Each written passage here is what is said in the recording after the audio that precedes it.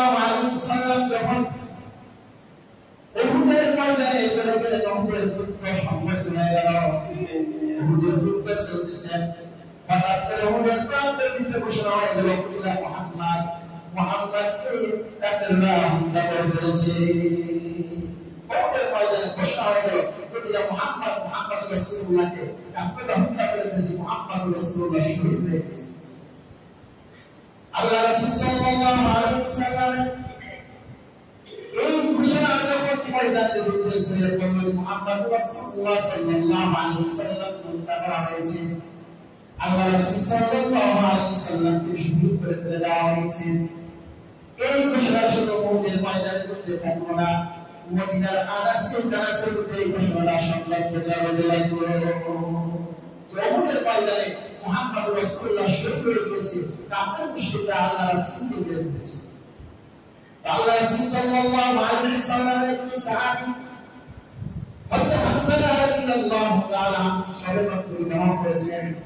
বিবাহ করে গোসল ফরজে রাখতে যখন গোসল করার জন্য সকালবেলায় ঘাটে গেছে গোসল করার জন্য, হামজা রাদিয়াল্লাহু তাআলা আনহু কানের ভিতরে যখন সংবাদ চলে গেল যে মুহাম্মদ রাসূলুল্লাহ সাল্লাল্লাহু আলাইহি ওয়াসাল্লাম উহুদের ময়দানে শহীদ হয়ে গিয়েছেন, হামজা রাদিয়াল্লাহু তাআলা আনহু গোসল না করে ঘরের ভিতরে চলে গেলেন তরবারি নিয়ে।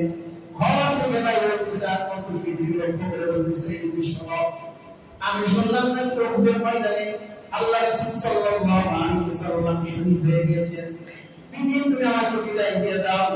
এই দুনিয়ায় যদি তোমার সাথে সাক্ষাৎ না হয়, কিয়ামতের ময়দানে জান্নাতে তোমার সাথে সাক্ষাৎ হবে। আমাকে বিদায় দিয়ে দাও, আমি হানজালা দুনিয়ার মধ্যে বসবাস করব, আর আমার নিজেকে কাফের মুশরিকরা হত্যা করে ফেলেছে, এটা কখনো আমি সহ্য করতে পারব না। হানজালা রাদিয়াল্লাহু তাআলা জিহাদের ময়দানে চলে গেলেন। উহুদের প্রান্তে যুদ্ধ করতে করতে হানজালা রাদিয়াল্লাহু তাআলা শহীদ হয়ে গিয়েছেন। যুদ্ধ যখন শেষ হয়ে গেল, আল্লাহ রাসূল সাল্লাল্লাহু আলাইহি ওয়াসাল্লাম শহীদদের লাশগুলো একত্র করার জন্য আদেশ করে দিলেন। সাহাবায়ে কেরাম শহীদদের লাশগুলো একত্র করতেছেন, জমা করতেছেন। আল্লাহ রাসূল সাল্লাল্লাহু আলাইহি ওয়াসাল্লাম লক্ষ্য করে দেখেন, দূর থেকে একজন মহিলা আল্লাহ রাসূলের দরবারে আগমন করতেছেন, দৌড়িয়ে দৌড়িয়ে। আল্লাহ রাসূল সাল্লাল্লাহু আলাইহি ওয়াসাল্লামের দরবারে আগমন করার পর আল্লাহ রাসূল মহিলাকে প্রশ্ন করতেছেন, তুমি কি এবার দূর থেকে আমার নিকট আগমন করলে কি কারণে? মহিলা আল্লাহ রাসূলকে বলতেছে, ইয়া রাসূলুল্লাহ, আমি আপনার সাহাবী হামজালার স্ত্রী। আপনার সাহাবী হামজালার স্ত্রী।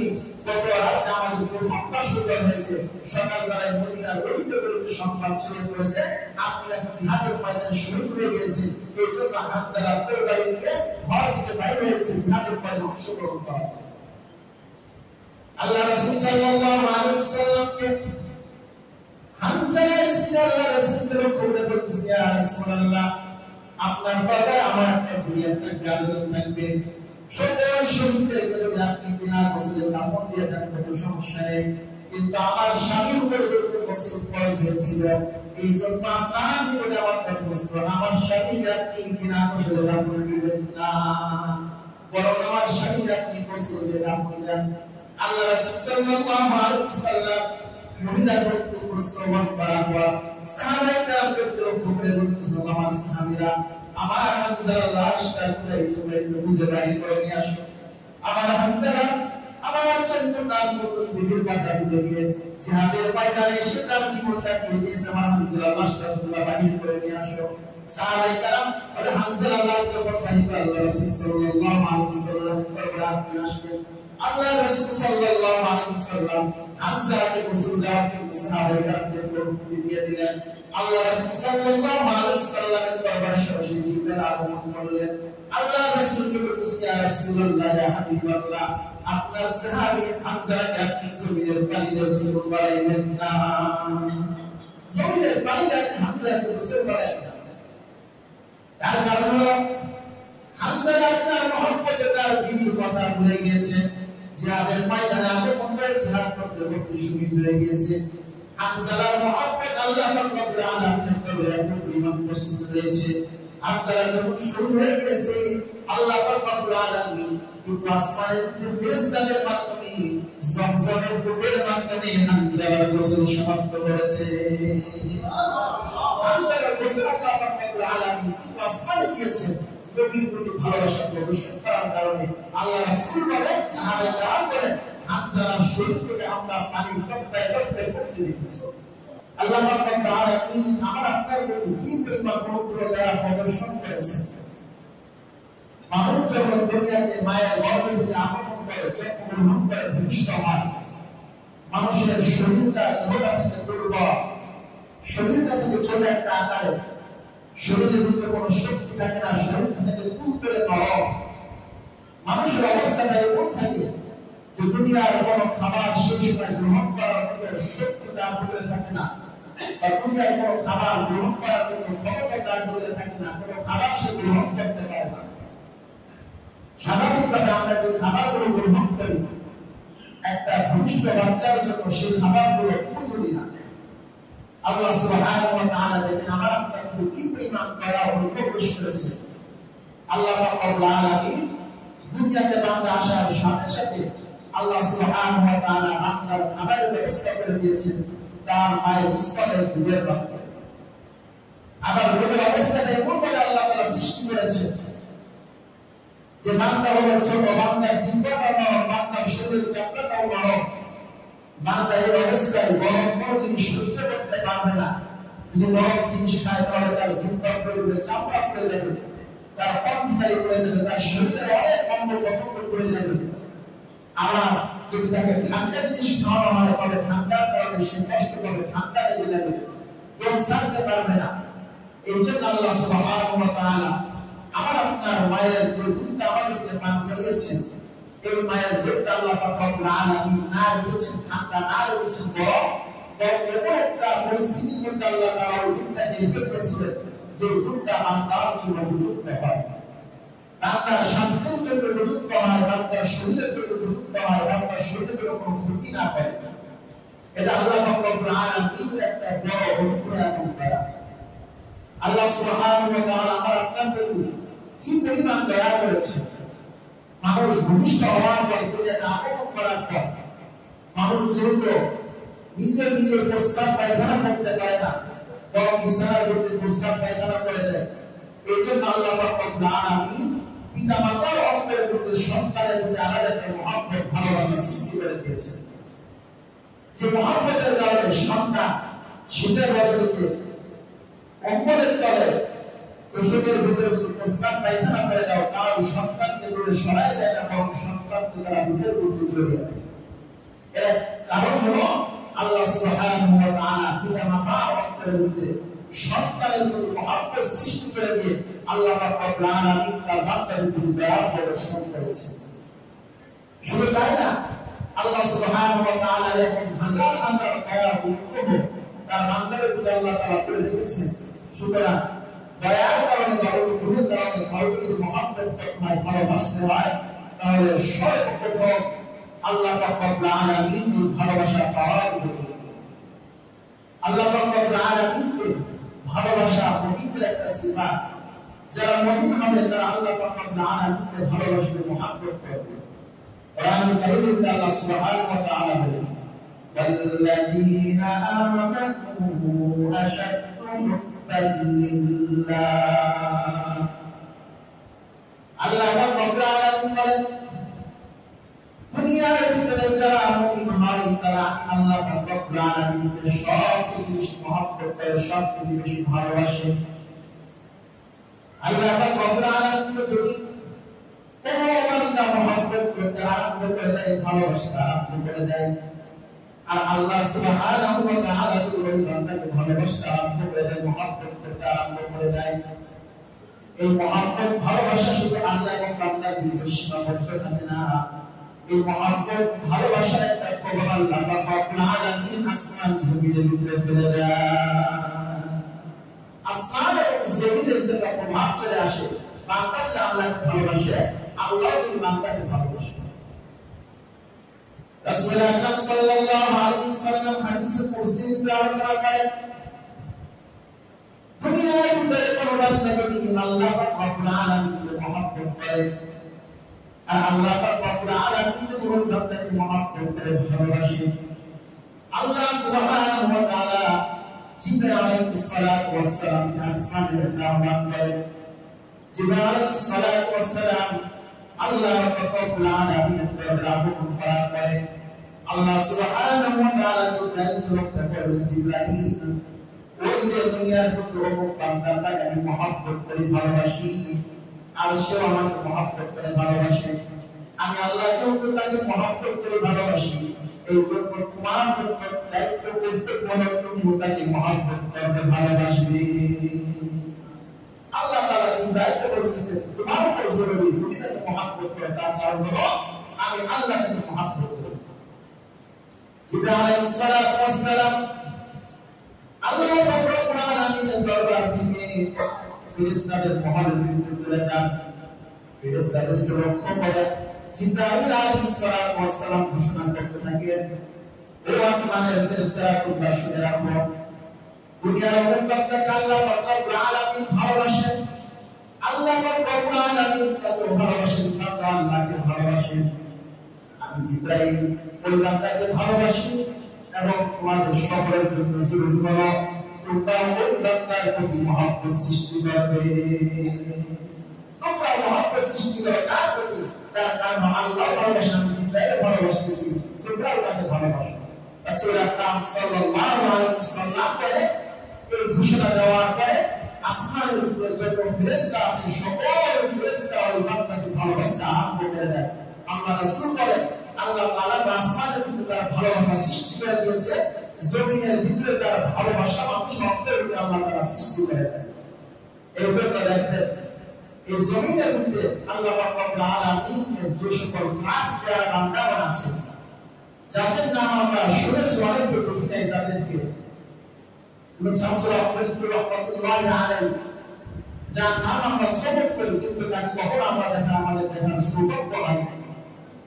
বর্তমান জামানার নিকটবর্তী জামানার যে সকল মুসলমানরা বাংলাদেশের প্রতি দায়িত্ব রয়েছে, আল্লামা আহমদ শফি সাহেব রহমাতুল্লাহি আলাইহি, জুনায়েদ বাবুল রহমাতুল্লাহি আলাইহি, অনেকে আমরা তাদেরকে সরাসরি দেখতে পাই নাই, কিন্তু তাদেরকে বিভিন্ন মিডিয়ার মাধ্যমে দেখেছি বা তাদের নাম শ্রবণ করে শুনেছি। যদিও তাদেরকে সরাসরি তাদের সাথে সাক্ষাৎ করি নাই বা তাদেরকে সরাসরি দেখতে পাই নাই, কিন্তু তাদের প্রতি সকল মুসলমানের আলাদা এক প্রকার শ্রদ্ধা ভালোবাসা আছে। তাদেরকে দেখতে মানুষ সম্মান করতে চাইতো, তারা যদি কোন স্থানে আসতো সবাই চাইতো যে তাদের সাথে কিভাবে মুসাফা করা যায়, এই চিন্তা কিন্তু সবার ভিতরে থাকতো। এর কারণ হলো যে তারা আল্লাহ রব্বুল আলামিনের সঙ্গে মহব্বত ভালোবাসা সৃষ্টি করেছে। এই জন্য দুনিয়ার মানুষের মধ্যে আল্লাহ রব্বুল আলামিন তাদের প্রতি ভালোবাসা আল্লাহ তাআলা সৃষ্টি করে দিয়েছে। আমার সমাজের মধ্যে অনেক ব্যক্তি পাওয়া যায় যাদের টাকা পয়সা অর্থকরী ক্ষমতার কোনো অভাব ছিল না, কিন্তু তাদের প্রতি মানুষের কোনো মহব্বত ভালোবাসা নেই, মহব্বত ভালোবাসা ছিল না। সামনে সামনে দেখতে তাদেরকে সার ভালোবাসাটা প্রদর্শন করা হতো, কিন্তু প্রকৃতপক্ষে অন্তর থেকে তাদেরকে ভালোবাসবে না, বরং তাদের প্রতি অন্তর একটা ঘৃণা থাকতো সর্বদা যে এই লোক সমাজে কিভাবে বসবাস করে, এরা যদি সমাজ থেকে দূরে সরে যেতে পারত মারা যেতে পারে, আমরা সমাজের মধ্যে সুন্দরভাবে বসবাস করতে পারতাম। এরকম এক শ্রেণীর লোক সমাজের মধ্যে বসবাস করে যাদের প্রতি মানুষের অন্তরে ভালোবাসা নেই, বরং তাদের ক্ষেত্রে মানুষের অন্তরে ঘৃণা সম্পূর্ণ রয়েছে। এই জন্য মহব্বত সৃষ্টি করতে হবে আল্লাহ সুবহানাহু ওয়া তাআলার সাথে। আল্লাহ রব্বুল আলামিনের সাথে যখন মহব্বত সৃষ্টি হয়ে যাবে, আল্লাহকে যখন ভালোবাসতে পারবে দুনিয়ার মানুষের ভালোবাসা পাওয়া যাবে, আর আল্লাহকে যদি ভালোবাসতে না পারি দুনিয়ার মানুষের ভালোবাসা পাওয়া যাবে না। এই জন্য রাসূল আকরাম সাল্লাল্লাহু আলাইহি ওয়াসাল্লাম আল্লাহ রব্বুল আলামিনের দরবারে আল্লাহ রব্বুল আলামিনের ভালোবাসার জন্য দোয়া করতেন। আল্লাহ রাসূল সাল্লাল্লাহু আলাইহি ওয়াসাল্লাম আল্লাহ রব্বুল আলামিনের দরবারে প্রার্থনা করতেন, আল্লাহুম্মা ইন্নী আসআলুকা হুব্বাকা ওয়া হুব্বা মান ইউহিব্বুকা والعمل الذي يبلغني حبك اللهم اجعل حبك احب الي من نفسي واهلي ومن الماء البارد. আল্লাহ রাসূল সাল্লাল্লাহু আলাইহি ওয়াসাল্লাম আল্লাহ রাব্বুল আলামিনের দরবারে ভালোবাসা আল্লাহ রাসূল কামনা করতেন।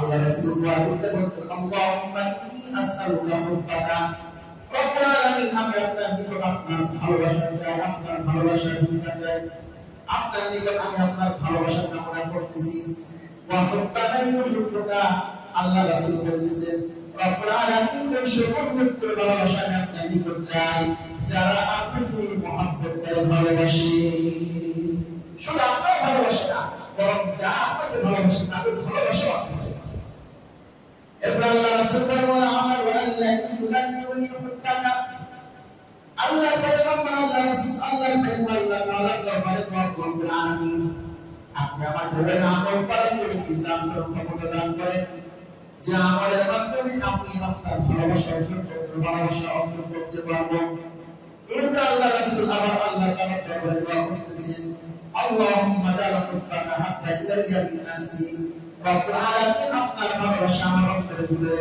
আমার জান মাল এবং জান্নাত থেকে খুশি করে দেন আপনার ভালোবাসা আমার অন্তরে আমার জান মাল জীবন যা আছে তার থেকে আরো বেশি করে দেন ওয়াকিনাল মাল বাড়ি সর্বশেষ আল্লাহ রাসূল বলতেছেন রব্বুল আলামিন গরমের সময় যে ঘরে মানুষ ঠান্ডা পানির প্রতি আগ্রহ পোষণ করে ঠান্ডা পানি কামনা করে ঠান্ডা পানি পাইলে সে খুশি হয়ে যায় ওই ঠান্ডা পানির প্রতিও আপনার ভালোবাসা অন্তরের রূপে দাখিল করে দেন আল্লাহ রাসূল সাল্লাল্লাহু আলাইহি ওয়াসাল্লাম দুনিয়ার মধ্যে সবথেকে বেশি আল্লাহ রাব্বুল আলামিনকে ভালোবেসেছেন তারপরে আল্লাহ রাব্বুল আলামিনের ভালোবাসা কামনা করতেছেন দোয়ার মাধ্যমে রব্বুল আলামিন আমি আপনার নিকট আপনার ভালোবাসা কামনা করছি রাসূল আকরাম সাল্লাল্লাহু আলাইহি ওয়াসাল্লাম ভালোবাসা কামনা করেছেন আল্লাহ সুবহানাহু ওয়া তাআলা এইজন্য মুমিন হিসাবে সর্বপ্রথম ভালোবাসতে হবে আল্লাহ পাক রব্বুল আলামিনকে আর আল্লাহর পর সবচেয়ে বেশি মহব্বত করতে হবে জনাব রাসূলুল্লাহ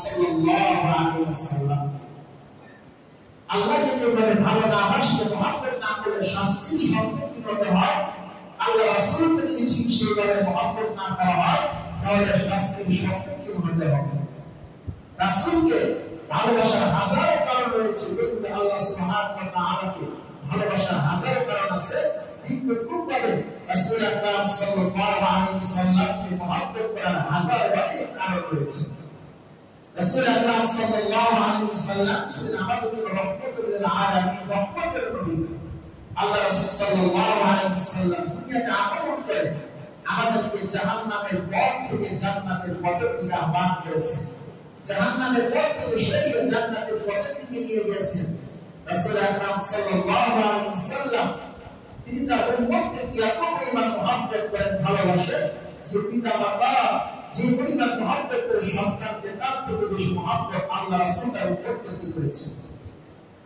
এই জন্য রাসূলের সাথে সুসম্পর্ক রাসূলের সাথে মহব্বত করে তুলতে হবে কোন ব্যক্তি যদি রাসূলের সাথে সুসম্পর্ক করে তুলতে পারে রাসূলকে মহব্বত করতে পারে তার হাসর হবে আল্লাহ রাসূল সাল্লাল্লাহু আলাইহি ওয়াসাল্লামের সাথে রাসূল আকরাম সাল্লাল্লাহু আলাইহি ওয়াসাল্লামের বিশিষ্ট সাহাবী আনাস রাদিয়াল্লাহু তাআলা যিনি আল্লাহ রাসূল সাল্লাল্লাহু আলাইহি ওয়াসাল্লামের দীর্ঘ 10 বছরের খাদেম ছিলেন রাসূল আকরাম সাল্লাল্লাহু আলাইহি ওয়াসাল্লাম যখন মদিনাতুল মুনাওয়ারায় আগমন করেন মক্কাতুল মুকাররমা থেকে রাসূল আকরাম সাল্লাল্লাহু আলাইহি ওয়াসাল্লামের দরবারে মদিনার আনসারী সাহাবারা বিভিন্ন প্রকার হাদিয়া ও পেশ করতেছিল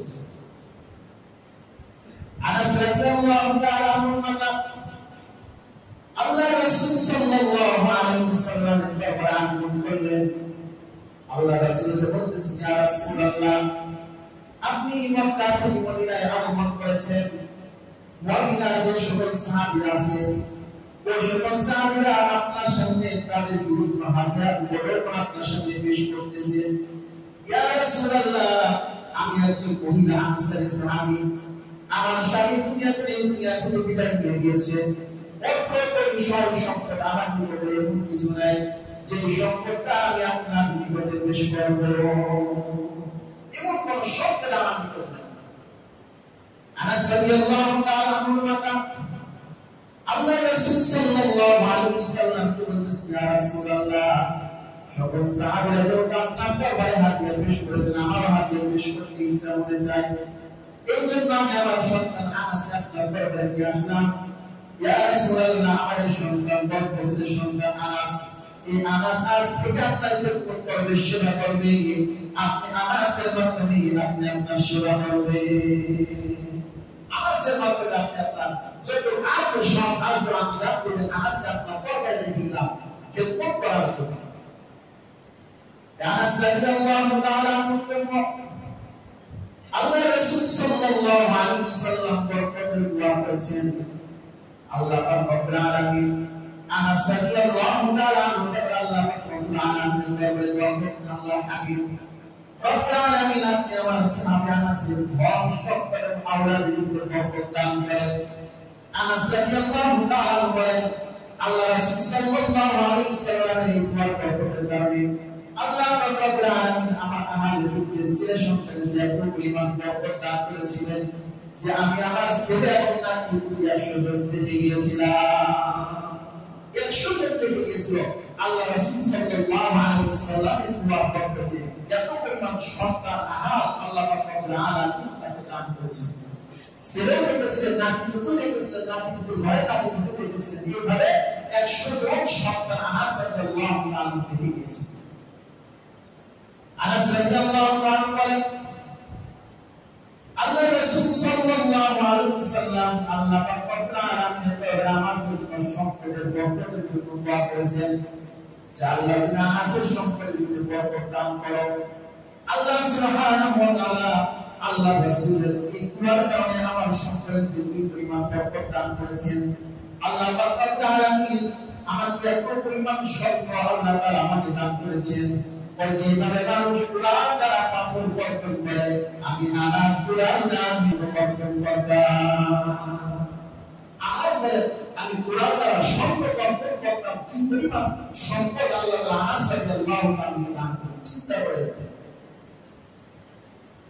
আনাস রাদিয়াল্লাহু তাআলা আল্লাহ রাসূল সাল্লাল্লাহু আলাইহি ওয়াসাল্লামের দরবারে অবস্থান করতেছেন এবং অবস্থায় গ্রাম ব্যক্তি আল্লাহ রাসূলের দরবারে আগমন করেছেন আল্লাহ রাসূলকে প্রশ্ন করতেছেন ইয়া রাসূলুল্লাহ আতা তাকুম সাআ ইয়া আল্লাহ রাসূল কিয়ামত কবে সংঘটিত হবে আনাস বলেন আল্লাহ রাসূল সাল্লাল্লাহু আলাইহি ওয়াসাল্লাম উত্তর দিলেন না আবার আল্লাহ রাসূলকে প্রশ্ন করতেছেন ইয়া রাসূলুল্লাহ আতা তাকুম সাআ কিয়ামত কবে সংঘটিত হবে আল্লাহ রাসূল সাল্লাল্লাহু আলাইহি ওয়াসাল্লাম উত্তর দিলেন না আবার আল্লাহ রাসূল সাল্লাল্লাহু আলাইহি ওয়াসাল্লাম প্রশ্ন করতেছেন ইয়া রাসূলুল্লাহ আতা তাকুম সাআ কিয়ামত কবে সংঘটিত হবে এবার আল্লাহ রাসূল সাল্লাল্লাহু আলাইহি ওয়াসাল্লাম আবার উত্তর করে বলেন আপনি তো আমাকে কিয়ামত সম্পর্কে প্রশ্ন করতেছেন যে কিয়ামত কবে সংঘটিত হবে আমি জানতে চাই কিয়ামতের জন্য তুমি কি প্রস্তুতি গ্রহণ করেছো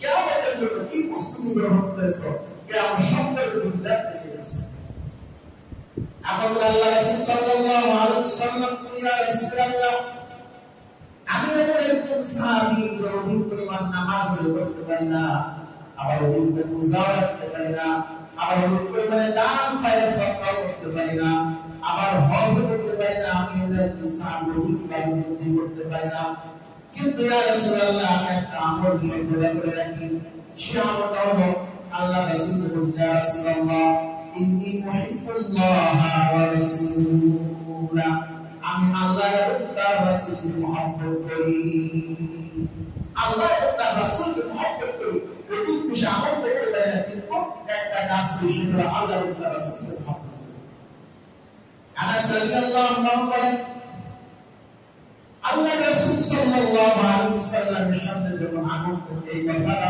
বলল আল্লাহ রাসূল সাল্লাল্লাহু আলাইহি ওয়াসাল্লাম আমল করতে বললেন আল্লাহ মান আহবাবা তুমি শুনে রাখো তুমি যাকে মহব্বত করবে যাকে ভালোবাসবে কাল কিয়ামতের ময়দানে তোমার হাসর কায়দার সাথে হবে যাকে মহব্বত করবে তার সাথে তোমার হাসর হবে আনাস রাদিয়াল্লাহু আনহু বলেন আল্লাহ রাসূল সাল্লাল্লাহু আলাইহি ওয়াসাল্লাম এই কথা বলার পর সাহাবায়ে কেরামদেরকে আমি এত পরিমাণ আনন্দিত হতে দেখলাম এত পরিমাণ খুশি হতে দেখলাম ইতিপূর্বে কখনো সাহাবায়ে কেরামদের পরিমাণ খুশি হয় নাই যে আল্লাহ রাসূল বলতেছেন তুমি যদি মহব্বত করবে ভালোবাসবে তার সাথে তোমার হাসর তার সাথে তোমার হাসরের ময়দান হবে এই কথা বলার পর সিদ্দিক আকবর আল্লাহ রাসূলকে ভালোবাসতেছেন নবী আল্লাহ রাসূলকে ভালোবাসে, মুসলমান আল্লাহ রাসূলকে ভালোবাসে।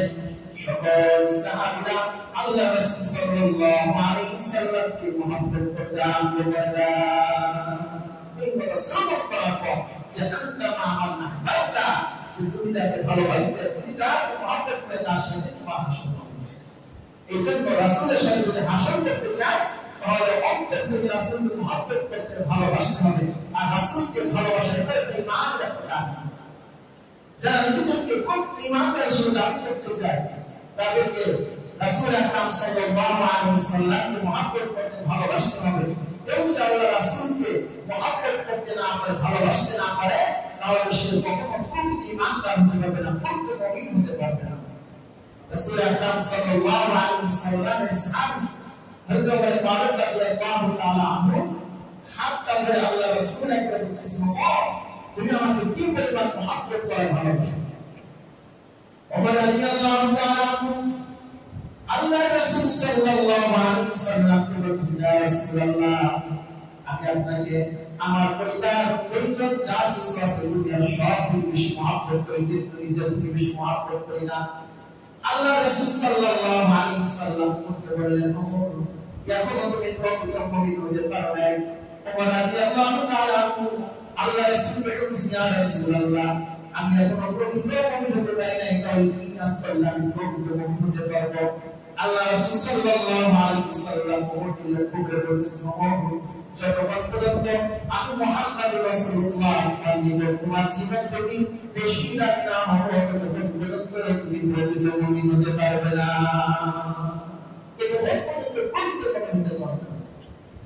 ওমর রাদিয়াল্লাহু তাআলা আল্লাহ রাসূল সাল্লাল্লাহু আলাইহি ওয়াসাল্লামকে সাথে সাথে বলেছেন, ইয়া রাসূলুল্লাহ, কথা যদি এর হয়েছে তাহলে এখন থেকে আপনাকে আমার জীবন থেকে বেশি মহব্বত করব, ভালোবাসবো। আল্লাহ রাসূল সাল্লাল্লাহু আলাইহি ওয়াসাল্লাম বলে, তুমি প্রকৃত মুমিন হতে পারবে। আল্লাহ রাসূল সাল্লাল্লাহু আলাইহি ওয়াসাল্লাম আরেকটা হাদিসে আল্লাহ রাসূল ইরশাদ করেন, লা ইউমিনু আহাদুকুম হাত্তা ইয়াকুনা আহাব্বা ইলাইহি মিন ওয়ালিদিহি ওয়া ওয়ালাদিহি ওয়া মিন নাসি আজমাইন।